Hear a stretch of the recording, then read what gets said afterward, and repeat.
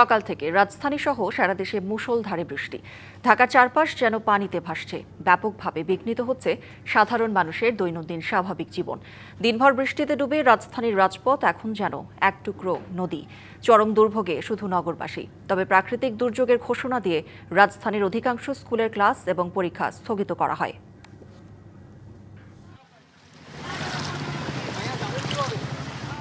সাড়ে 8টা বাজার পর্যন্ত শুধু একটা অ্যাম্বুলেন্সের জন্য রাস্তায় বেড়াইছি, পানির জন্য কোনো গাড়ি আইতে চায় না। কলেজ মেডিকেলতে আইতে রাস্তায় মারা গেছে, এই মেডিকেল আট পথে আর কি।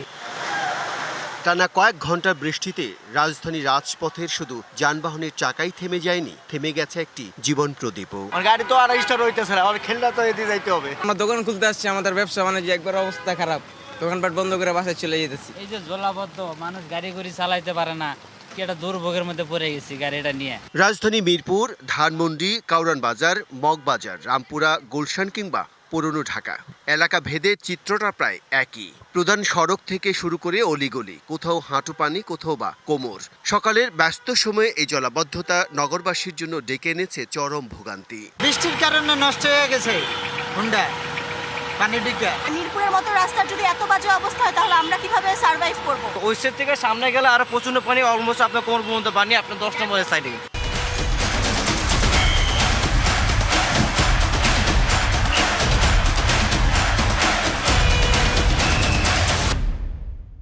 জলাবদ্ধতার কারণে তীব্র যানজটের মধ্যে স্থবির রাজপথ।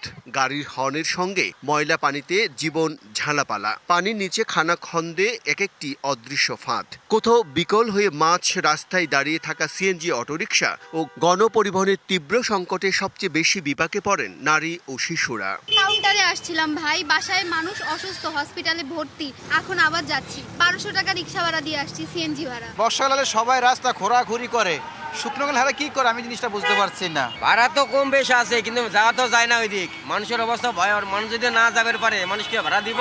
তবে প্রাকৃতিক দুর্যোগের ঘোষণা দিয়ে রাজধানীর অধিকাংশ স্কুলের ক্লাস এবং পরীক্ষা স্থগিত করায় কিছুটা শান্তি পায় শিক্ষার্থীরা। এদিকে প্রশাসনের প্রাণকেন্দ্র সচিবালয়ে জলাবদ্ধতা তৈরি হয়। চলাচলে বিঘ্ন ঘটে কর্মকর্তা, কর্মচারী এবং সচিবালয়ে আসা সাধারণ দর্শনার্থীরাও।